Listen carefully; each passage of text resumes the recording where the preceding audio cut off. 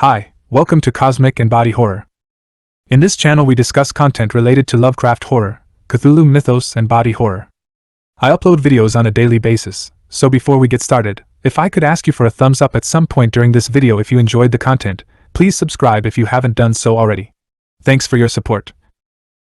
Chapter 5 Barbarian and Alien 1908-14 Lovecraft is very reticent about the causes or sources of what we can only regard as a full-fledged nervous breakdown in the summer of 1908. Beyond the mere fact of its occurrence, we know little. Consider four statements, made from 1915 to 1935. In 1908 I should have entered Brown University, but the broken state of my health rendered the idea absurd. I was and am a prey to intense headaches, insomnia, and general nervous weakness which prevents my continuous application to anything. In 1908 I was about to enter Brown University, when my health completely gave way, causing the necessary abandonment of my college career. After all, high school was a mistake. I liked it, but the strain was too keen for my health, and I suffered a nervous collapse in 1908 immediately after graduating, which prevented altogether my attending college. My health did not permit me to go to the university. Indeed, the steady application to high school gave me a sort of breakdown. In the first, second, and fourth of these statements Lovecraft is a little disingenuous. He implies that his entry into Brown University was a matter of course, but in fact he never graduated from high school, and certainly would have required at least another year of schooling before he could have done so. The third statement, which states that he actually did graduate, is one of the few instances I have found where Lovecraft plainly lies about himself. Since we are generally left in the dark about the nature of this breakdown, we can work only on conjecture. We have two pieces of external evidence. One comes from Harry Brobst, who spoke to a woman who had gone to high school with Lovecraft. She described these terrible tics that he had. He'd be sitting in his seat and he'd suddenly up and jump. I think they referred to them as seizures. The family took him out of high school, and then whatever education he got presumably was done by private tutors, whatever that meant. This certainly is a remarkable account, and suggests that Lovecraft's chorea minor, if that is what it was, had not entirely worn off even by this time. Brobst, a PhD in psychology who was trained as a psychiatric nurse, considers the possibility of chorea-like symptoms and also conjectures that a hysteroid seizure, a purely psychological ailment without any organic basis, may have been involved. Whether these seizures were the actual cause of his removal from high school is something that cannot now be settled. The other piece of evidence comes from Harold W. Monroe, who writes that Lovecraft had been climbing on a house under construction and had fallen, landing on his head. Monroe does not date this incident, which he himself did not see but only heard about, but he implicitly links it with Lovecraft's withdrawal from high school. The breakdown, whether purely mental or nervous or a combination of mental and physical factors, was, clearly, something related to his schoolwork, the same sort of thing that may have caused his milder breakdown of 1906, although even steady application in only 3 classes, all he was taking in his third year at Hope Street, would not seem sufficient to induce so severe a collapse. Note, however, what 3 courses he was taking: chemistry, physics, and algebra. He was receiving the highest marks in the first 2. In algebra he was repeating a part of the course he had taken the previous year.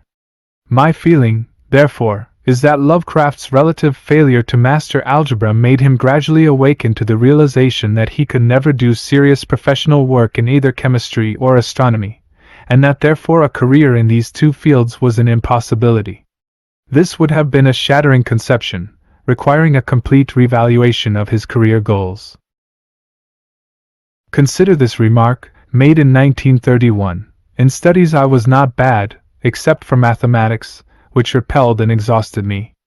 I passed in these subjects, but just about that. Or rather, it was algebra which formed the bugbear. Geometry was not so bad. But the whole thing disappointed me bitterly, for I was then intending to pursue astronomy as a career, and of course advanced astronomy is simply a mass of mathematics.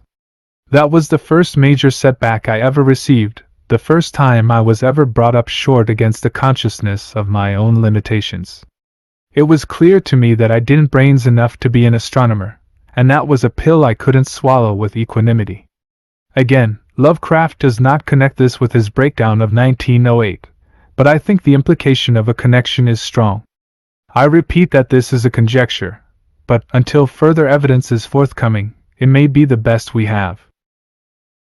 One more small piece of evidence comes from Lovecraft's wife, who reports that Lovecraft told her that his sexual instincts were at their greatest at the age of 19.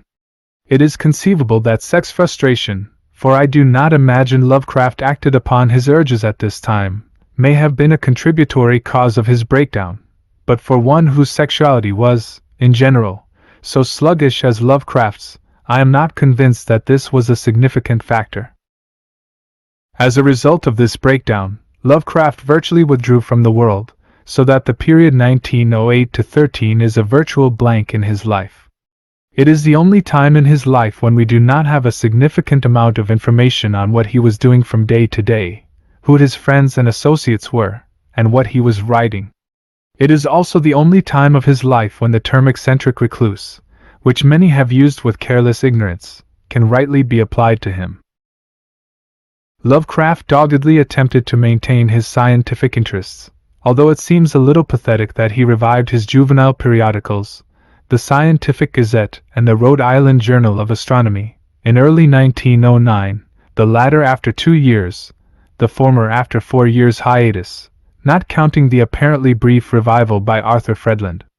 The sole issue of the Gazette for this period, January 1909, has an interesting ad for the International Correspondence Schools in Scranton, Pennsylvania, offering a complete course for $161.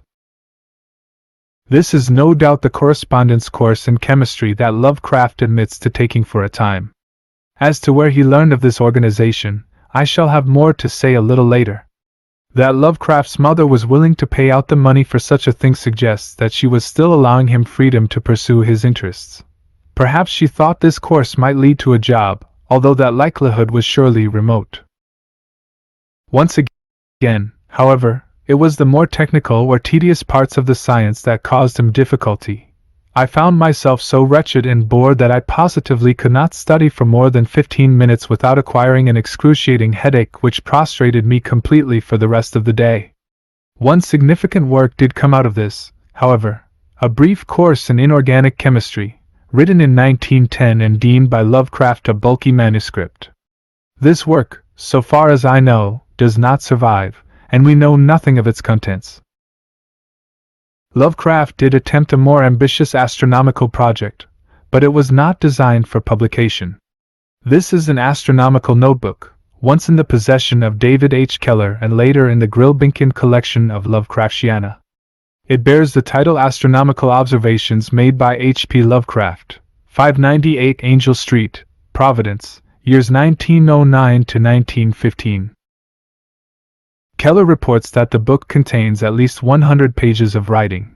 Page 99 has the following: principal astronomical work to keep track of all celestial phenomena month by month, as positions of planets, phases of the moon, sign of sun, occultations, meteor showers, unusual phenomena, record, also new discoveries.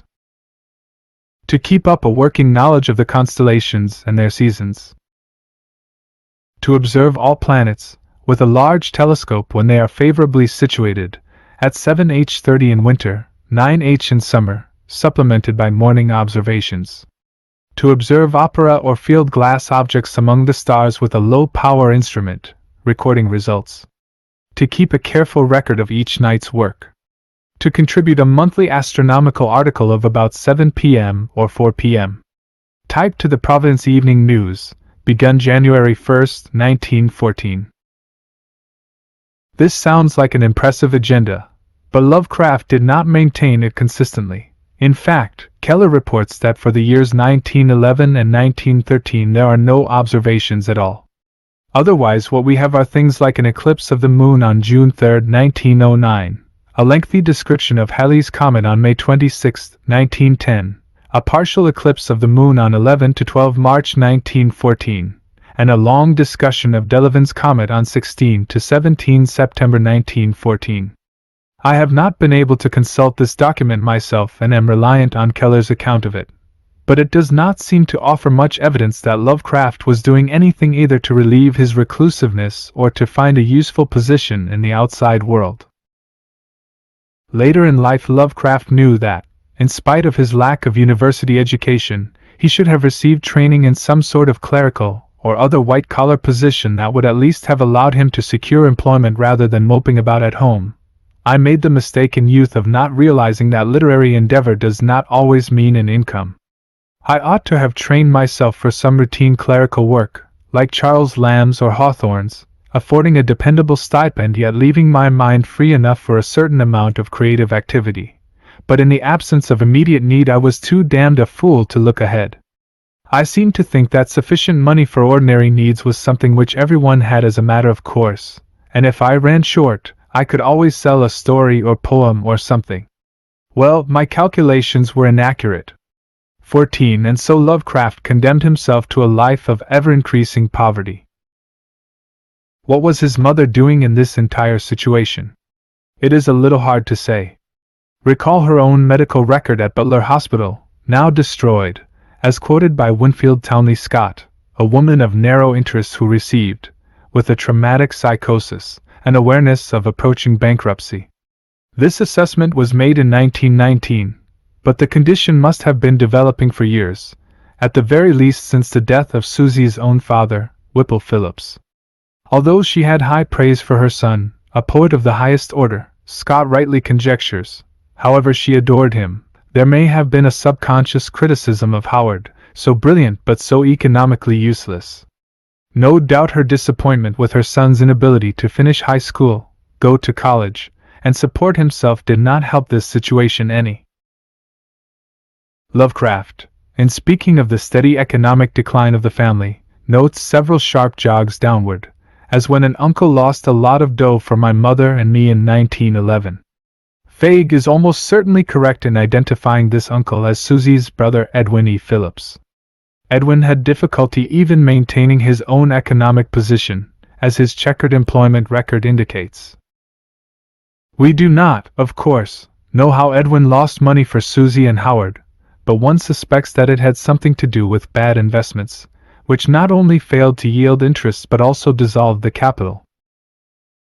The effect of all this on Susie, and on her view of her son, can only be conjectured. Consider the following disturbing anecdote related by Clara Hess, which I believe dates to around this time if not a little earlier, when she, Susie, moved into the little downstairs flat in the house on Angel Street around the corner from Butler Avenue. I met her often on the Butler Avenue cars, and one day after many urgent invitations I went in to call upon her. She was considered then to be getting rather odd. My call was pleasant enough, but the house had a strange and shut-up air, and the atmosphere seemed weird, and Mrs. Lovecraft talked continuously of her unfortunate son who was so hideous that he hid from everyone and did not like to walk upon the streets where people could gaze at him. When I protested that she was exaggerating and that he should not feel that way, she looked at me with a rather pitiful look as though I did not understand about it. I remember that I was glad to get out in the fresh air and sunshine and that I did not repeat my visit. This is one of the most notorious pieces of evidence regarding Lovecraft and his mother, and I see no reason why we should not accept it. The reference to hideous is presumably to his physical appearance, and this is why I want to date the anecdote to Lovecraft's late teens or early 20s. As a younger boy he is so normal-looking that no one, even a mother who was getting a little odd, could have deemed him hideous. But by the age of 18 or 20 he had perhaps reached his full height of 5 feet 11 inches, and had probably developed that long, prognathous jaw which he himself in later years considered a physical defect. Harold W. Monroe notes that as early as his high school years Lovecraft was bothered by ingrown facial hairs, but when Monroe speaks of mean red cuts on Lovecraft's face he evidently believes these to have been the product of a dull razor. In fact, as Lovecraft attests, these cuts came from his using a needle and tweezers to pull out the ingrown hairs. This recurring ailment, which did not subside until Lovecraft was well into his 30s, may also have negatively affected his perception of his appearance. As late as February 1921, only a few months before his mother's death, Lovecraft wrote to his mother of a new suit that made me appear as nearly respectable as my face permits. I am of course not trying to defend this remark by Lovecraft's mother. Surely no mother ought ever to say such a thing about her son, no matter how ugly he in fact is, and it may also be that her comment has a somewhat broader implication. It has often been conjectured that she was transferring to her son the hatred and disgust she felt for her husband after he was stricken with syphilis, and I think this is very likely. Susie, of course, is not likely to have known the exact nature or causes of her husband's ailment. The doctors themselves did not do so, but she may have sensed that something relating to sex had afflicted him, and now that her own son was developing into an adult male with burgeoning sexual instincts, she may have feared that he might turn out very much like her husband, especially if Lovecraft had at this time taken to wearing his father's clothing. In any case, I do not think we have any grounds to deny that she made the hideous remark. Lovecraft himself once, and only once, admitted to his wife that his mother's attitude to him was, and this is his word, devastating. 21, and we need look no further for the reasons for that than this single comment. Both Clara Hess and Harold W. Monroe give evidence that Lovecraft did indeed avoid human contact in his post-high school period. Hess writes, "Sometimes I would see Howard when walking up Angel Street, but he would not speak and would stare ahead with his coat collar turned up and chin down." Monroe states, "Very much an introvert, he darted about like a sleuth, hunched over, always with books or papers clutched under his arm, peering straight ahead, recognizing nobody." We have the merest scraps of information as to what Lovecraft was actually doing during this entire period. One highly suggestive datum is his admission that he visited Moosup Valley, and specifically the Stephen Place house in Foster, birthplace of his mother and grandmother, in 1908. This visit can scarcely have been purely recreational. His mother accompanied him, as there is a photograph of her, probably taken by Lovecraft himself, standing in front of the house. Once again it seems as if Lovecraft required some sort of renewal of ancestral ties to help him out of a difficult psychological trauma, but in this case the visit seems to have accomplished little. The record for 1909, aside from his astronomical observations and the correspondence courses, is entirely blank. For 1910 we know that he saw Halley's Comet, but probably not at Ladd Observatory. In 1918 he stated, "I no more visit the Ladd Observatory or various other attractions of Brown University. Once I expected to utilize them as a regularly entered student, and some day perhaps control some of them as a faculty member. But having known them with this inside attitude, I am today unwilling to visit them as a casual outsider and non-university barbarian and alien." This sense of alienation presumably began soon after his collapse in 1908, and he probably saw Halley's with his own telescope. He mentions that he missed seeing a bright comet earlier that year by being flat in bed with a hellish case of measles. 26 Elsewhere he states that he lost 54 pounds during this bout with the measles and nearly died. The year 1910 was, however, the period of his most frequent attendance of stage plays, and he reports seeing many Shakespeare productions at the Providence Opera House that year. He also visited Cambridge, Massachusetts, probably to see his Aunt Annie Gamwell and his 12-year-old cousin Phillips. He celebrated his 21st birthday, August 20th, 1911, by riding the electric trolley cars all day, going through the states of Connecticut and Massachusetts before coming home. Did Lovecraft continue to associate with his boyhood friends? The evidence is a little ambiguous. No doubt he felt a certain sense of failure and defeat as he saw his high school friends marry, find jobs, and in general take on the responsibilities of adult life. But consider this remarkable testimony from Addison P. Monroe, whom Winfield Townley Scott interviewed. He lived but a few houses distant from our own home and was quite frequently over here with our sons. I remember that we had a room fixed up in our basement for the boys to use as a club room, which was a popular place with Howard. The club, so called, consisted of about a half dozen of the neighborhood boys, around 20 years of age, and when they had a so-called banquet, improvised and usually self-cooked, Howard was always the speaker of the evening, and my boys always said he delivered addresses that were gems. This appears to be East Side Historical Club, still meeting even after the boys had graduated from high school. If Monroe is right about the boys' age, then these sessions would have occurred exactly at the time, 1910, when Lovecraft was maintaining that he shunned all human society, in particular his friends. Lovecraft, in fact, never lost touch with the Monroes, as a number of subsequent events will demonstrate, and Addison P. Monroe may well be right about both the nature and the date of these meetings. Lovecraft gives a picture of his literary production during this empty period. Chemical writing, plus a little historical and antiquarian research, filled my years of feebleness till about 1911, when I had a reaction toward literature. I then gave my prose style the greatest overhauling it has ever had, purging it at once of some vile journalese and some absurd Johnsonianism. Little by little I felt that I was forging the instrument I ought to have forged a decade ago, a decent style capable of expressing what I wished to see. But I still wrote verse and persisted in the delusion that I was a poet. The curious thing about this is that we have very few examples of his expository prose between The Alchemist, 1908, and the beginning of his astronomy column for the Providence Evening News on January 1, 1914.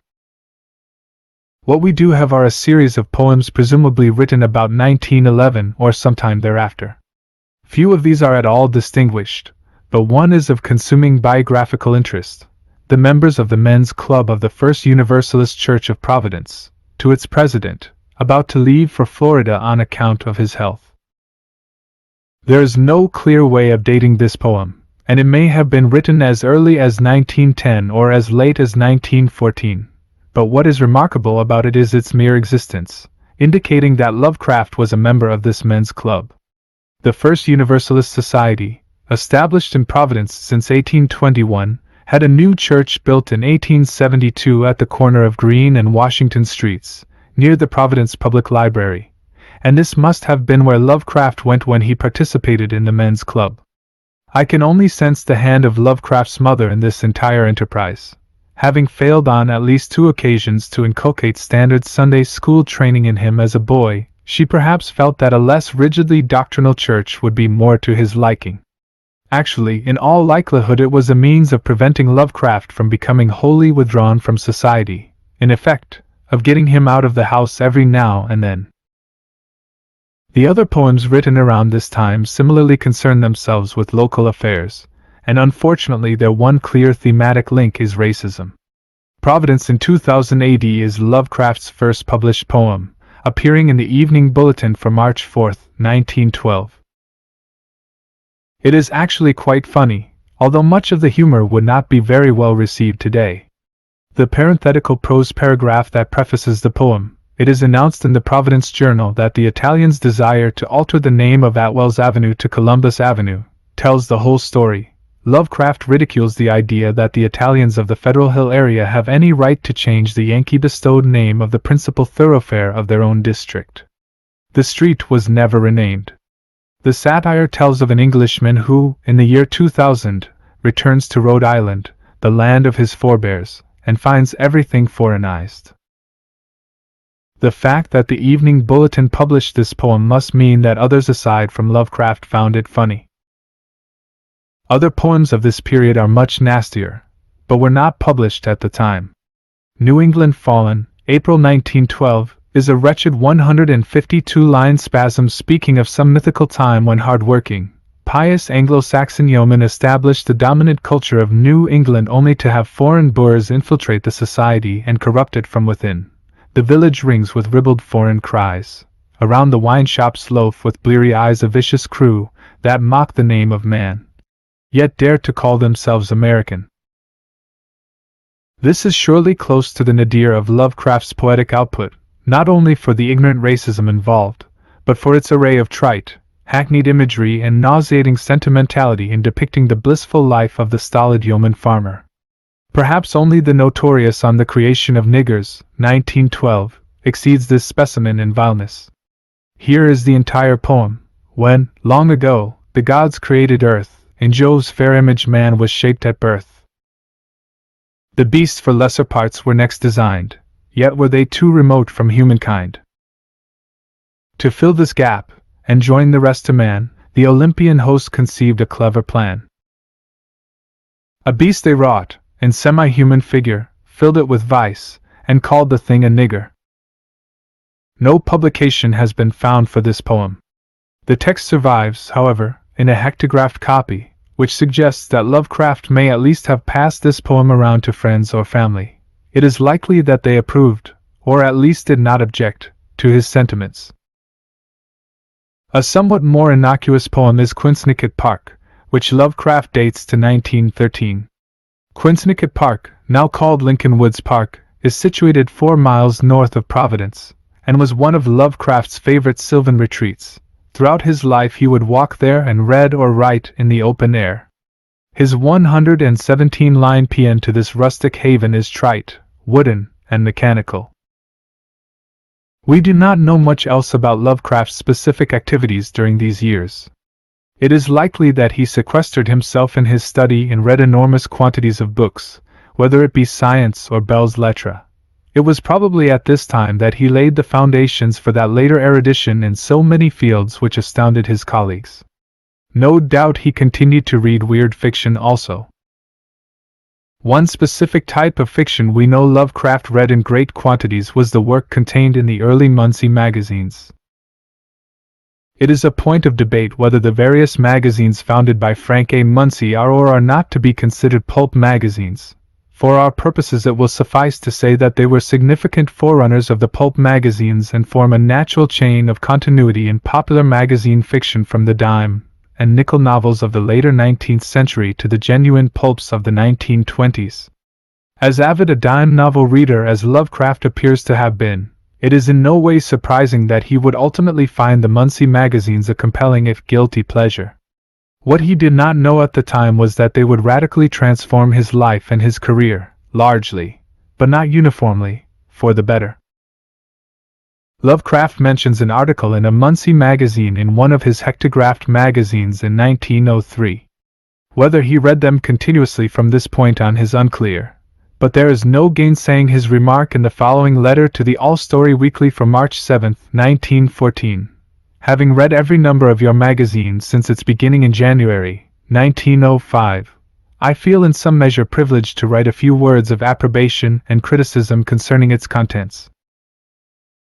In the present age of vulgar taste and sordid realism it is a relief to peruse a publication such as the All-Story, which has ever been and still remains under the influence of the imaginative school of Poe and Verne. The All-Story was a companion magazine to the Argosy, which Muncie had changed to an all-fiction magazine in October 1896. Lovecraft of course read the Argosy also, as we shall presently see, although perhaps not this early. Lovecraft in 1916 states a little sheepishly that in 1913 I had formed the reprehensible habit of picking up cheap magazines like the Argosy to divert my mind from the tedium of reality. But it is now evident that this is, at the very least, an equivocation as far as the All-Story is concerned. One further bit of evidence is the fact that full-page advertisements for the international correspondence schools regularly appear in the Argosy, and it is very likely from this source that Lovecraft learned of this organization and used its services around 1909. He also read the popular magazine, Street and Smith's rival to the Argosy, about the period 1905 to 10. What was the fascination of these magazines for Lovecraft? The letter quoted above supplies a part of the answer. They contained a significant amount of horror, fantasy, mystery, and science fiction, material that was already ceasing to appear in the standard slick or literary magazines of the day. As Lovecraft states in 1932, in general, the Muncie publications did more to publish weird fiction than any other magazine enterprise of the early 20th century. Elsewhere he remarks that he first began to notice 33 The Black Cat, 1895 to 1922, around 1904, and that magazine and the All-Story were the first source of contemporary weird material I ever stumbled on. The letter column of the Argosy, entitled The Log Book, had been established only in the February 1911 issue, and letters were initially slow to come in. But by the end of the year many letters, identified only by the initials of the writer and his or her city of residence, were being published, with running commentary by the editor. Lovecraft's first published letter to the Muncie magazines appeared in the Argosy for November 1911. His next letter, in the February 8, 1913 issue of the All-Story Cavalier, is a comment on Irvin S. Cobb's magnificent tale of a half-man, half-fish hybrid, Fishhead. In the fall of that year, Lovecraft's letter-writing campaign shifted back to the Argosy. But at the moment I wish to return to the letter of 1914 that I have already quoted, a letter of close to 2,000 words, taking up nearly 2 full printed pages. It is a sort of grand summation of everything he liked in the magazine and an encapsulation of what he thought it stood for. One of the most notorious of its statements is its judgment as to the Argosy's leading author. At or near the head of your list of writers Edgar Rice Burroughs undoubtedly stands. Later in life Lovecraft seemed embarrassed at his juvenile, or not so juvenile. He was 23 when he wrote this letter, fondness for Burroughs, and he sought to distance himself from the creator of Tarzan. In his letter Lovecraft goes on to praise many other writers, few of whom are of any note. What is remarkable is that the writers mentioned here, as well as in a later letter published in the All-Story Cavalier Weekly for August 15, 1914, did not even write weird fiction. This means that Lovecraft read each issue, sometimes 192 pages, sometimes 240 pages, from cover to cover, month after month, or even, when it changed to a weekly, week after week. This is an appalling amount of popular fiction for anyone to read, and in fact it contravened the purpose of the magazines, whereby each member of the family would read only those stories or those types of stories that were of interest to him or her.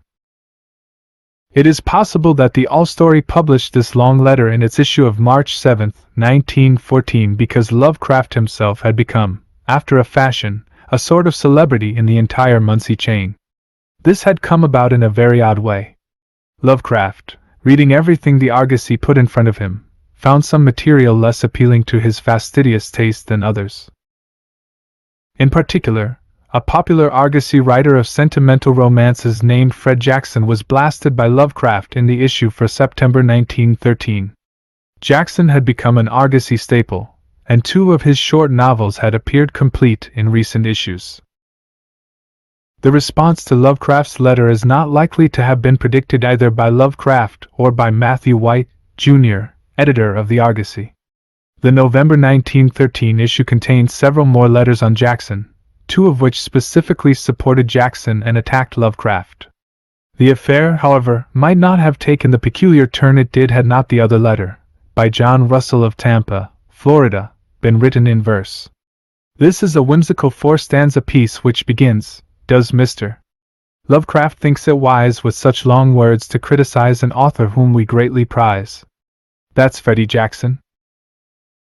Lovecraft was so taken with this squib that he decided to reply in kind. The January 1914 issue contained a verse epistle of his own in what he fancied was the manner of Pope's Dunciad. In fact, it is a very clever poem, and reveals that penchant for stinging satire which would be one of the few virtues of his poetic output. The manuscript of the poem is headed Ad Criticos, to my critics. In it Lovecraft praises Russell for his cleverness and wit, and then proceeds to take his other enemies to task. But before Lovecraft's verse letter was printed, he was ferociously assailed in the December 1913 issue. Some of the titles which the editor affixed to the letters give some idea of the outrage Lovecraft had provoked: Challenge to Lovecraft, G. Bonner, Springfield, Ohio, Virginia vs. Providence, Miss E. Blankenship, Richmond, Virginia, Elmira vs. Providence, Elizabeth E. Loop, Elmira, New York, Bomb for Lovecraft, F. W. Saunders, Colgate, Oklahoma. 2 letters did take Lovecraft's side, however. In a second installment of Ad Criticos published in February 1914, Argosy Lovecraft takes potshots at these new opponents. The tone of this poem is much sharper than that of its predecessor. In this issue Lovecraft begins to gather both friends and enemies, mostly the latter. The controversy continued desultory for the next several issues. But something strange now happens. no more replies by Lovecraft are published in the Argosy until October 1914. There are 2 further segments of Ad Criticos in the manuscript. Did he not submit them for publication? Or were they not accepted? The latter seems unlikely, since an editorial note at the end of Correction for Lovecraft, a prose letter published in the March 1914 issue, declares, "You are always welcome in the logbook." The controversy comes to an end in the October 1914 issue. An entire section of the logbook bears the heading Fred Jackson, Pro and Con. Inevitably, the Jackson boosters outnumber the Jackson knockers. The most interesting item is a poem headed The Critic's Farewell and bearing both Lovecraft's and Russell's names. They did not actually collaborate on the poem. Rather, Lovecraft wrote the first part, headed The End of the Jackson War, and Russell wrote the second, headed Our Apology to EMW. Lovecraft's, naturally, is in heroic couplets, and Russell's is in very racy short and irregular anapaests. Lovecraft notes that this truce was made at the insistence of an editor at the Argosy, who intimated that the poet's war must soon end, since correspondents were complaining of the prominence of our verses in their beloved magazine. It is worth reflecting on what the whole Argosy/all-story battle over Fred Jackson meant to Lovecraft.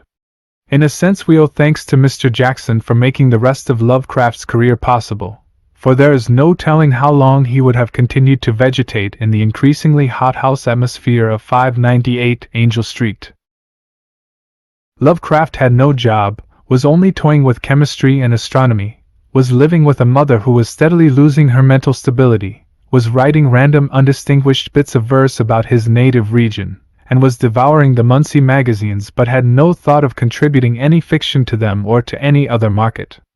But Jackson's work so irritated him that he emerged from his hermitry, at least to the extent of bombarding letters to the magazines in question. While it was John Russell who initiated the habit of writing in verse, Lovecraft found it in a golden opportunity to adapt his beloved Augustan satire against a very modern target. The principal immediate benefit of the Argosy experience was, of course, his discovery of, or rather, by, the world of amateur journalism. Edward F. Dawes, then official editor of the United Amateur Press Association, noticed the poetic battle between Lovecraft and Russell and invited both to join the organization. Both did so, Lovecraft officially enrolling on April 6, 1914. In a few years he would be transformed both as a writer and as a human being.